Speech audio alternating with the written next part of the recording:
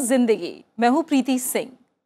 जीवन में अगर शांति चाहते हैं तो दूसरों की शिकायतें करने से बेहतर है खुद को बदल लें, क्योंकि पूरी दुनिया में कारपेट बिछाने से खुद के पैरों में चप्पल पहन लेना ज्यादा सरल है। हर छोटा बदलाव बड़ी कामयाबी का हिस्सा होता है। जीवन में नाकाम या कहीं असफल वही होता है जो हालात से निराश होकर हार मान लेता है, लेकिन जो बार बार प्रयास करते हैं वही आखिर में सफल हो जाते हैं। जीवन में समस्याओं का आना जाना लगा रहता है। बड़े लक्ष्य हासिल करने हो तो प्रयास में कमी ना होने दें, और ऐसा ही एक प्रयास है खुद को एकदम स्वस्थ रखने का। और इसीलिए हम आपके लिए लेकर आते हैं योग की पाठशाला, ताकि आप रख पाए खुद का अच्छे से ख्याल। तो आइए देखते हैं आज योग की पाठशाला में क्या है खास।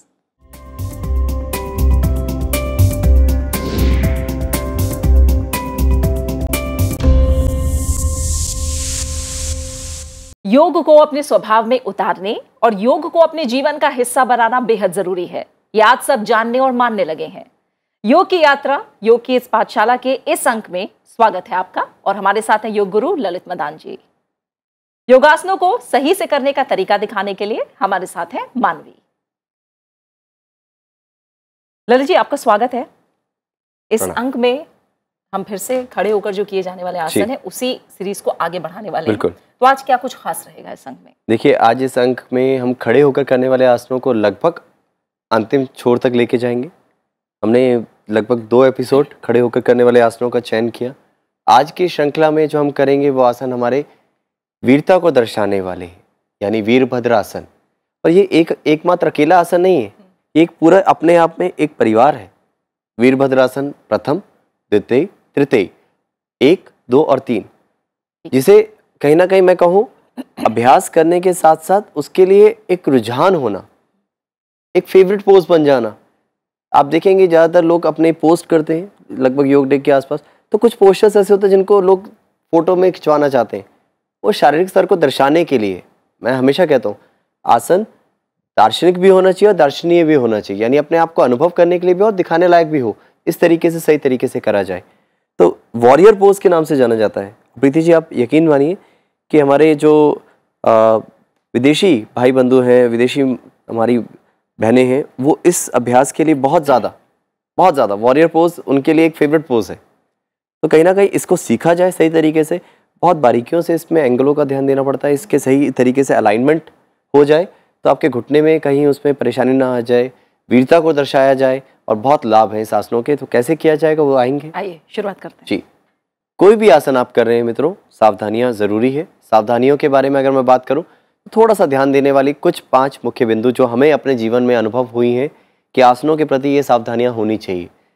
Right technique to go, right technique to come, यानी जिस तरीके से आप जा रहे हैं आसन में उसी तरीके से वापस आए। Normal breathing should be normal. Stability, आसन में स्थिरता जरूर होनी चाहिए। ऐसा नहीं है कि आप गए और वापस आ गए, एटलीस्ट चाहे 10 सेकंड रुकिए, स्थिरता जरूर होनी चाहिए। और right technique, normal breathing, stability and awareness, आपकी जो चेतना है, ध्यान है, एकाग्रता है, वो आसनों के प्रति रहनी चाहिए। आसन किस प्रकार कर रहे हैं, आपके हाथ की स्थिति क्या है, शारीरिक स्थिति क्या है, अलाइनमेंट सही है या नहीं, और अंतिम जो मुख्य है आपकी मुस्कुराहट यानी हैप्पीनेस। तो तनाव लेके आसन नहीं करना है, सहजता के साथ करना है। आसन आपके शरीर को, आपके मानसिक स्तर को संतुलित तो करता ही है, परंतु प्रफुल्लित भी करता है, वो तभी जब आप सहजता के साथ करते हैं। तो आइए वीरभद्र आसन की सावधानियों या हर आसन की जो सावधानी हमने बताई है उनको ध्यान में रखते हुए बढ़ते हैं अपने आज के अंक की ओर। वीरभद्र आसन पहला चरण यानी फर्स्ट वीरभद्रासन 1, किस प्रकार करना है? पैरों में लगभग 2 से 3 फीट की दूरी बनाकर खड़े हो जाएं और अब धीरे से सांस भरते हुए दोनों हाथों कंधों की सीध में ले जाएं। हथेलियों का मुख नीचे की ओर, कलाई खिंची हो। अब धीरे से दाहिने पैर के पंजे को दाईं दिशा में मोड़े। यदि आपको याद हो रहा होगा पिछले अंक का पार्श्व कोणासन, त्रिकोणासन कुछ इसी प्रकार थे। तो अब धीरे धीरे दाहिने पैर के घुटने को मोड़िए। बहुत सुंदर। तो ये है बेस। यहाँ तक आप स्टेप बाय स्टेप आप देख चुके हैं किस प्रकार आए।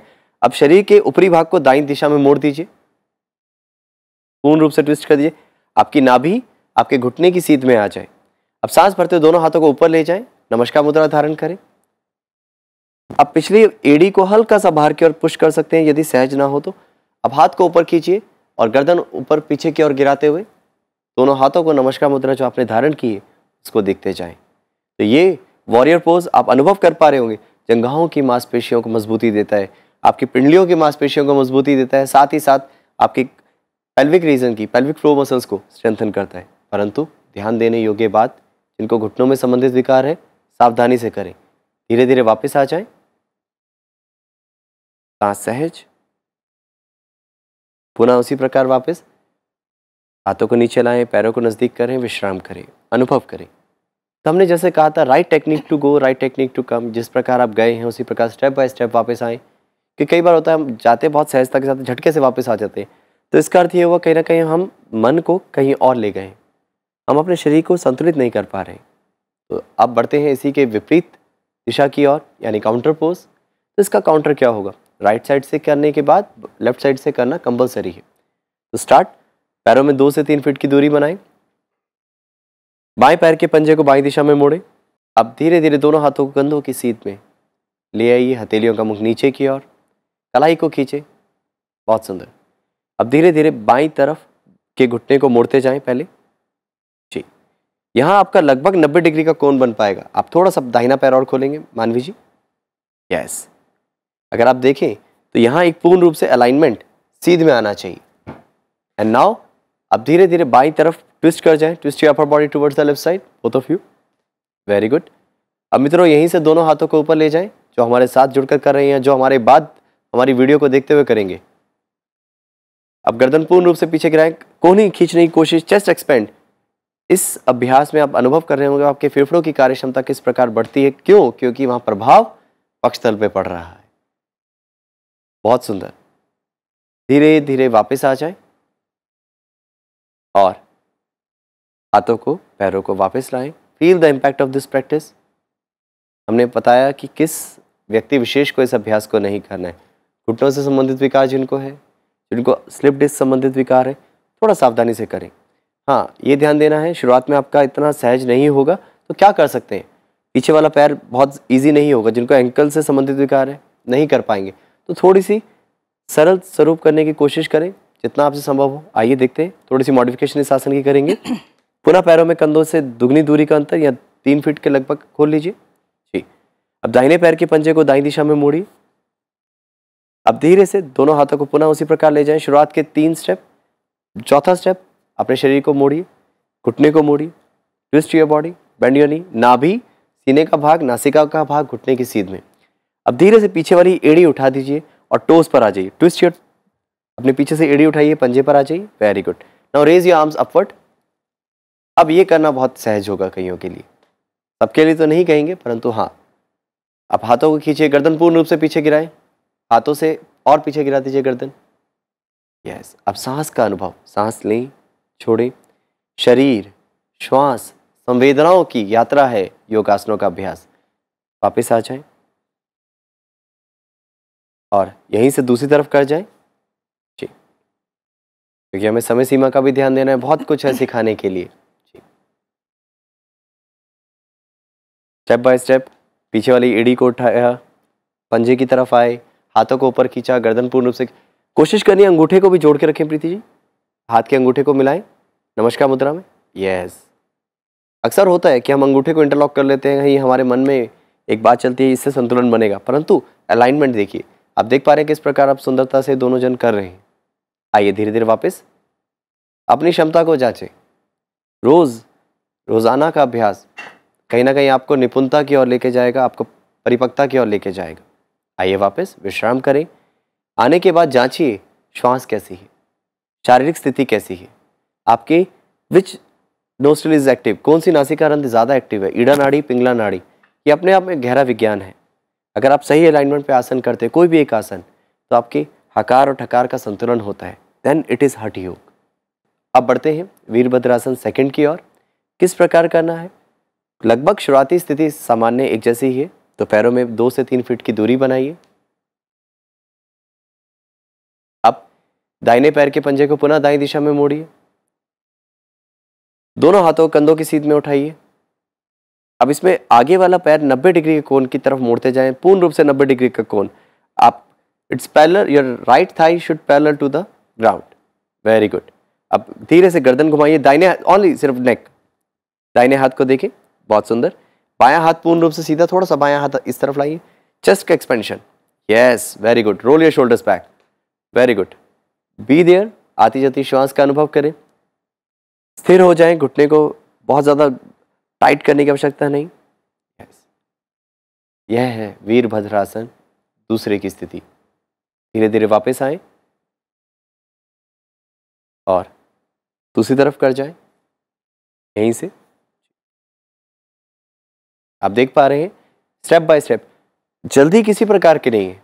आसनों को करना एक लय के साथ बहना है, एक लय में रहना है, उस धारा का अनुभव करना है। यदि आप देखें कि धारा में यदि आपने कभी यात्रा की हो तो उस धारा के विपरीत जाएंगे तो कहीं ना कहीं क्षति होगी। हाथ थोड़ा सा नीचे लाएंगे प्रभु, दोनों हाथों को जांचें मानवी जी, घुटना चाकिए, घुटने को जांचिए।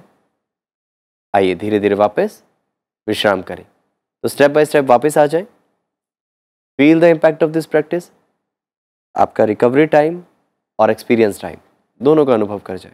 अगर आप सांस रोक रहे हैं, अक्सर लोग त्रुटि कर देते हैं, जब बल लगाना होता है तो सांस रुक जाती है।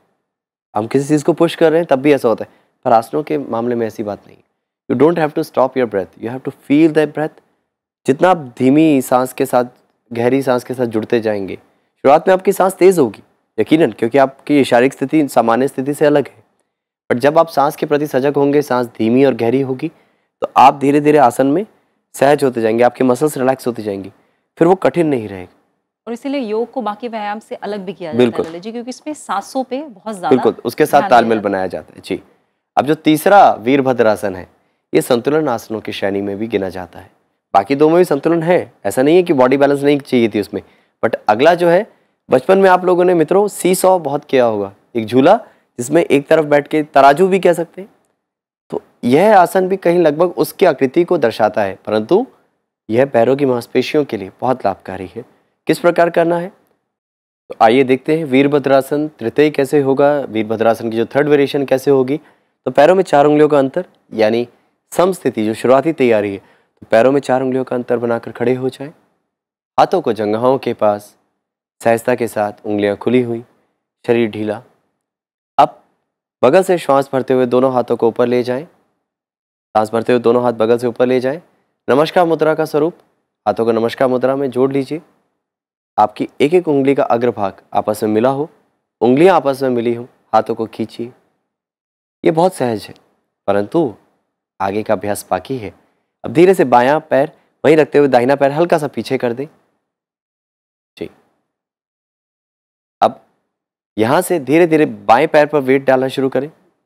अलग अलग योग गुरुओं के द्वारा, अलग अलग संस्थाओं के द्वारा अलग अलग तरीकों से करवाया जाता है, तो ये एक तरीका है जिसमें आप सहजता से अब धीरे धीरे बाहर इस प्रकार डालते जाएं। जितना आपका अपर बॉडी बेंड हो रहा है, उतना आपका लोअर एरिया यानी लेग रीजन उतना लिफ्ट हो रहा है। आपका बायां पैर लगभग सीधा। अभी शुरुआत में आप इतना ही करें। प्रीति जी बहुत सुंदर, बस इतना ही रखें। मानवी जी दाहिने पैर को और ऊपर लेके आए बेटा जी। धीरे धीरे वापस आ जाएं, धीरे धीरे वापस आएं, विश्राम करें। शुरुआत में करना इतना सहज नहीं है मित्रों। आप जिनके लिए नहीं संभव है, तो आप एक कार्य कर सकते हैं, किसी विषय वस्तु का आप सामने दीवार का सहायता लेते हुए कर सकते हैं, या चेयर पे हाथ रख के कर सकते हैं। और जिनका फॉरवर्ड बेंडिंग बेटर हो चुका है, एक बार हम मानवी जी से चाहेंगे वो इसके सरल स्वरूप भी दिखा दें। मानवी जी पादहस्तासन में जाइए, सांस भरते दोनों हाथ ऊपर। अब धीरे धीरे आगे झुक जाएं, हाथों को बगल में रखें। तो हमने ये आसन तो पहले एपिसोड्स में किया है, अब देख रहे हैं। अब यहीं से धीरे से दाहिना पैर उठा दीजिए, हाथ थोड़े से आगे रखिए, टिप ऑफ द फिंगर्स रखिए। Yes, now raise the right leg. तो आप इस प्रकार गर्दन उठाइए। इस प्रकार भी आप इसका लाभ ले सकते हैं, क्योंकि आपका बेस सिर्फ एक टांग ना होके, एक लेग ना होके, दोनों हाथों को भी आपने संतुलन में सहायता प्रदान कराई है। पर अब धीरे धीरे अभ्यासी जन धीरे धीरे हाथों को हटाएं, वहीं से संतुलन बनाने की कोशिश करें। ये भी एक अभ्यास है। तो ये तो रोज़ाना करने से ही साधा जाएगा। जैसे आप कोई चीज़ सीखते हैं, कोई कला सीखते हैं, ये जीवन जीने की कला है। आसन, योगासन, प्राणायाम, योग ही पूर्ण रूप से जीवन जीने की कला है। तो आइए दूसरे पैर के साथ करते हैं। दाहिने पैर को आगे करें, बाएं पैर को पीछे ले जाएं हल्का सा। सांस भरते हुए दोनों हाथों को बगल से ऊपर ले जाइए, पूर्ण रूप से तानिए, स्ट्रेच करें, वेरी गुड। हाथों को नमस्कार मुद्रा में जोड़ें।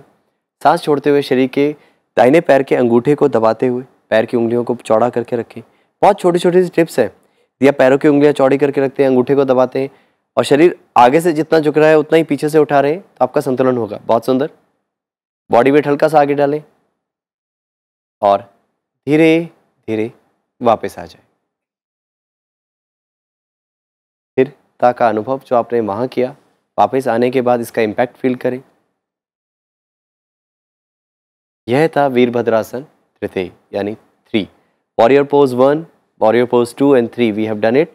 Now time for one more balancing portion, the last posture for today, that is garudasana.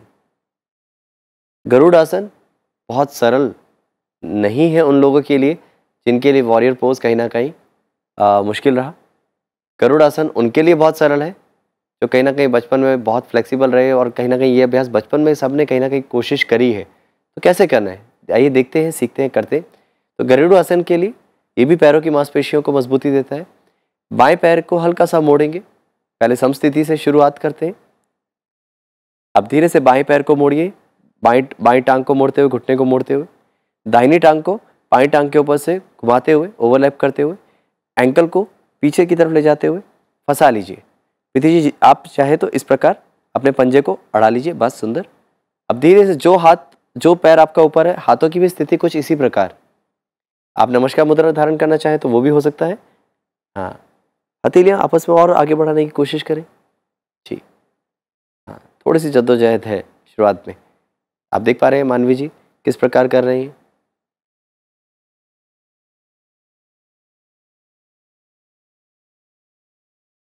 बहुत सुंदर। धीरे धीरे वापस आ जाए। आइए बढ़ते हैं इसके काउंटर पोज की ओर। काउंटर पोज फॉरवर्ड बेंडिंग का backward bending, side lateral bending जो हमने सीखी है पिछले अंक में, तो उसका विपरीत दिशा से। इसी प्रकार संतुलन में भी दाहिने पैर से यदि आपने किया है तो बाएं पैर के साथ करना जरूरी है। तो किस प्रकार करना है आइए देखते हैं। दाहिनी टांग को मोड़े, समस्थिति से आरंभ करते हुए दाहिनी टांग को मोड़िए, बाएं टांग को दाहिनी टांग के ऊपर से घुमाते हुए अब धीरे से दाहिने पंजे को हल्का सा दबाव रखेंगे जिससे उठे ना, बैलेंस ना बिगड़े, और बाएं पंजे को दाहिनी पिंडली के पास। अब हाथों को भी ले जाएं, ओवरलैप करने की कोशिश करें। यहाँ कंफ्यूजन नहीं होना चाहिए मित्रों। यदि ना हो तो नमस्कार मुद्रा, हाथों की सरल अवस्था, जो पैर ऊपर है वही हाथ ऊपर आएगा। स्थिर हो जाए। गरुड़ासन ईगल पोज, एकाग्रता एक गरुड़ की समान तभी होगी जब संतुलित होंगे। पैरों की मांसपेशियां मजबूत हो जाएंगी, पिंडलियों से संबंधित विकार दूर होने शुरू हो जाएंगे, पाचन तंत्र पे बहुत अच्छा प्रभाव पड़ता है। सावधानियां क्या है, घुटनों से संबंधित विकार वाले ना करें, जिनको बैलेंसिंग इश्यूज है वो ना करें। आप देख पा रहे हैं कितनी सुंदरता के साथ ये अभ्यास कर पा रहे हैं हमारे दोनों अभ्यासीगण। धीरे धीरे वापस आएं और पैरों को भी अनलॉक करें। Just relax yourself, feel the impact of this practice. तो ललित जी आपने खड़े होकर किए जाने वाले जो आसन हैं उनके बारे में हमें बताया, और आखिर में जो गरुड़ासन की बात हुई है वो देखने में थोड़ा सा कठिन लगता है, तो क्या इसका कोई आसान स्वरूप भी है जो बिगनर्स हैं वो कैसे शुरुआत करें? देखिए आसान स्वरूप की बात करेंगे, है बैलेंसिंग आसन, तो जिनसे ये ना हो तो वृक्षासन को कर सकते हैं। वृक्षासन भी नहीं होता तो हम कहते हैं ताड़ासन करें, परंतु चाहते हैं ये करना तो इसकी प्री प्रैक्टिस अपनी लेग्स के लिए आप लेट कर भी अपने टांगों को फंसाने की कोशिश कर सकते हैं। घर पे इसका प्री प्रैक्टिस करें। जब आपको लगे कि आपके पैर आसानी से फंस पा रहे तो खड़े होकर उसको धीरे धीरे किसी दीवार के सहयोग के साथ उंगलियों को किसी जगह पे रखते हुए, चाहे सामने टेबल का सहारा लेते हुए, तो उसका अभ्यास करेंगे। कुछ ही दिनों में आप पाएंगे कि आप बहुत सहजता के साथ जैसे आप लोग कर पा रहे थे वैसा हो जाएगा जी। तो आज हमने खड़े होकर आसन जो किए जाते हैं उनके बारे में ललित जी जाना। मैं इस अंक के लिए तो हमें इजाज़त लेनी होगी, लेकिन थोड़ा सा हम अपने दर्शकों को बताते जाएं कि अब आगे के सफ़र में हम कैसे आगे बढ़ने वाले हैं। देखिए हमने आपको शुरू में कहा था कि बहुत सारे आसन हैं, परंतु हमें सारे आसनों की तरफ ना बढ़ते हुए एक ऐसे आसनों का चयन करना चाहिए समाज के लिए ज़्यादा लाभकारी। ऐसा नहीं कि बाकी आसन लाभकारी नहीं। तो हमने स्टैंडिंग आसन में कुछ आसनों का चयन किया और अब आगे वाले श्रृंखला में, आगे वाले अंकों में हम बैठ कर करने वाले आसनों की तरफ बढ़ेंगे, जिसे हम कहते हैं सिटिंग सीरीज। तो उसमें भी 2 भागों में बांटी जाती है। वो क्या है वो जानने के लिए वो उत्सुकता बनी रहनी चाहिए। तो अगले अंकों में हम सीखेंगे। बिल्कुल, तो अगले अंक में बात होगी बैठकर किए जाने वाले आसनों की। तब तक के लिए इजाजत दीजिए।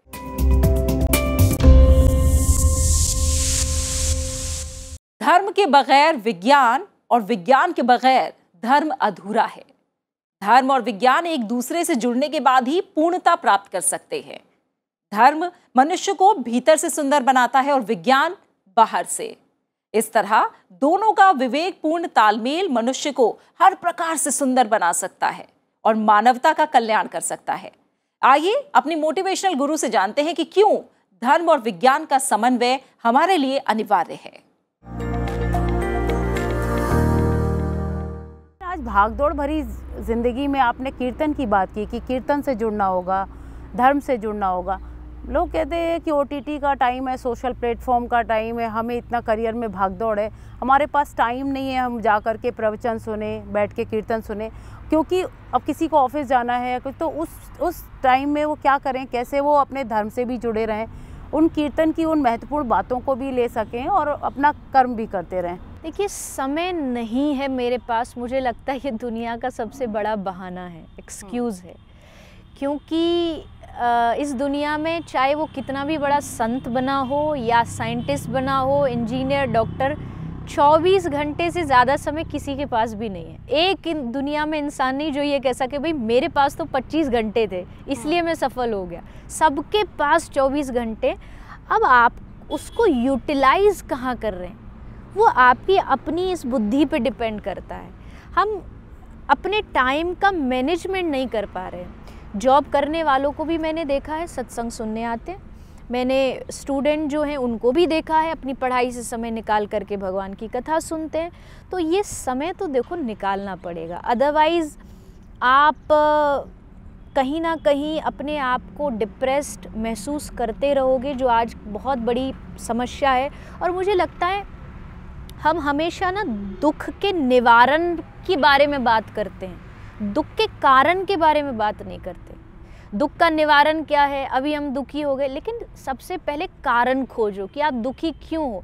हम दुखी ही इसलिए हैं क्योंकि हमने 24 घंटे जॉब को दिए, हमने कमाई को दिए, पैसे को दिए, परिवार को दिए, लेकिन हमने 5 मिनट भी अपने आप को नहीं दी। अपने आप को मतलब आपने अपने आप को महसूस नहीं किया भाई मेरा एक भगवान से कनेक्शन है, उनके सामने मुझे 2-5 मिनट बैठना है, उनसे बातें करनी है। जब तक आप ये नहीं करोगे, जब आदमी अपने आप को भूल जाता है ना, तब उसकी मानसिक अशांति की शुरुआत होती है। तो कैसे उन नेगेटिविटी थॉट्स जो हैं, जो नेगेटिविटी में चले जाते हैं लोग ड्यू टू एनी रीज़न, जिनकी लाइफ में कुछ भी रीज़न है, तो उस नेगेटिव थॉट को कैपेसिटी कैसे एक्सेप्टेंस की बढ़ाई जाए, जो भी हो रहा है उसे स्वीकार करने की एक क्षमता विकसित होगी कि नहीं ये हुआ, ये होना था, या हमारे कर्म के कारण हुआ, या प्रारब्ध है जिसको हम कहते हैं कि हम मान सकते हैं कि वो रास्ते हमें मिलते हैं जहां हमें कर्म करना है। तो वो स्वीकार करने के बाद हम कैसे आगे बढ़ें, उस नेगेटिविटी से दूर होकर, उस उदासी से बाहर निकल के आगे बढ़ें, इसके लिए क्या कहेंगे आप? देखिए, नेगेटिविटी को दूर करने का एक ही तरीका है, पॉजिटिविटी बढ़ाओ अपनी लाइफ में, और उसके बहुत सारे ऑप्शन हैं। जैसे पहला मुझे लगता है सत्संग, दूसरा आप कुछ पॉजिटिव बातें सुनो, तीसरा आप पॉजिटिव जगह जाओ। जैसे हम बोलते हैं ना कि भाई तीर्थों में जाओ, मंदिरों में जाओ, बच्चे कहते हैं उससे क्या हो जाएगा, भगवान तो दिल में है। वो बात सही है, लेकिन नेगेटिविटी हटाने के लिए पॉजिटिव जगह पर जाना ज़रूरी होता है। नहीं, मैं कहना चाहती हूँ कि एक्सेप्टेंस कैसे हो, कोई घटना घट गई, अब वो घटना घट गई है, उस घटना को स्वीकार, क्योंकि हर वक्त लाइफ में अच्छा नहीं हो सकता, अच्छा बुरा ऐसा पड़ाव आता है, तो कुछ बुरा हुआ है, उसकी एक्सेप्टेंस जो है उसको कैसे स्वीकार किया जाए कि हाँ ये ठीक है, ये हुआ है, ये होना था, उससे आगे निकल के अब कुछ करना है। वो निरस्ता जो है उससे, उस एक्सेप्टेंस की क्षमता को कैसे बढ़ाया जाए? एक्सेप्टेंस की क्षमता के लिए ना आपको 2-3 चीज़ें हैं। जैसे अगर आप मेडिटेशन में रुचि रखते हैं तो आपको मेडिटेट करना पड़ेगा। अगर आप थोड़ा भगवान में आस्था रखते हैं तो आप चैंटिंग करिए, क्योंकि जैसे आप चैंटिंग करते हैं तो आप भीतर से बहुत स्ट्रॉन्ग बनते हैं। जो आप कह रहे हैं कि किसी भी चीज़ को एक्सेप्ट कर लेना, आप कभी भी कंपेयर करना, एक नॉर्मल इंसान होगा वो बहुत जल्दी हार जाएगा चीज़ों को लेके, पर जिसकी लाइफ में ध्यान होगा या योग होगा या भक्ति होगी, वो बहुत जल्दी हार नहीं मानेगा, क्योंकि उसको भीतर से स्ट्रॉन्ग बना दिया है। अगर मैं हरे कृष्ण कृष्ण का नाम जपती हूँ तो मुझे लगता है कृष्ण नाम मुझे भीतर से स्ट्रॉन्ग इतना बना देता है कि सामने लाइफ की कोई भी परेशानी आए, मुझे पता है कि लाइफ में चैलेंजेस तो आएंगे ही। हर व्यक्ति अपने लिए बचपन से ही कुछ ना कुछ सोचता है करियर को लेकर, पर्सनल लाइफ को लेकर के, जो महत्वपूर्ण जीवन के मुद्दे हैं उनको लेकर के। तो जब कोई कुछ भी डिसाइड करता है और उसके बाद वो चीज़ें पूरी नहीं होती, तमाम एफ़र्ट्स करने के बाद भी किसी भी काम में मान लीजिए असफलता हुई, तो वो इस चीज़ को कैसे स्वीकारे कि ये चीज़ उसके लिए नहीं थी या भगवान ने इससे ज़्यादा कुछ अच्छा सोच रखा है, और धर्म के माध्यम से वो कैसे इस थॉट प्रोसेस को क्रिएट करे, जनरेट करे। नहीं, देखो, धर्म आपको ऐसा तैयार कर देता है कि आप ये मानने लग जाते हो कि हाँ, अगर ये मेरी लाइफ में नहीं मुझे मिल रहा है तो इसका मतलब है कि इससे अच्छा कुछ मेरे लिए तैयार है। मैं कभी भी ये नहीं सोचूंगा कि ये मुझे नहीं मिला तो दूसरा रास्ता बंद हो गया। और हिस्ट्री आप पढ़ लीजिए, इतिहास में कोई आदमी ऐसा नहीं है जिसको आप ये कह सको भाई इसकी लाइफ परफेक्ट थी। अगर कोई आदमी चाहता है मुझे इस क्षेत्र में सफलता मिले, शायद उसमें नहीं मिलेगी और दूसरे क्षेत्र में वो कहाँ से कहाँ पहुँच जाएगा, दूसरे फील्ड में कहाँ से कहाँ पहुँच जाएगा। रिश्तों में ले लीजिए, रिश्ते में एक जगह जहाँ आपने 100% दिया भी होगा, लेकिन वहाँ आपसे वो रिस्पॉन्स में आपको 100% नहीं मिले। इसी के साथ आज हेलो जिंदगी के इस अंक में फिलहाल इतना ही। अगले अंक में आपसे फिर होगी मुलाकात। आप अपना अच्छे से रखिए ख्याल और मुझे दीजिए इजाजत। नमस्कार।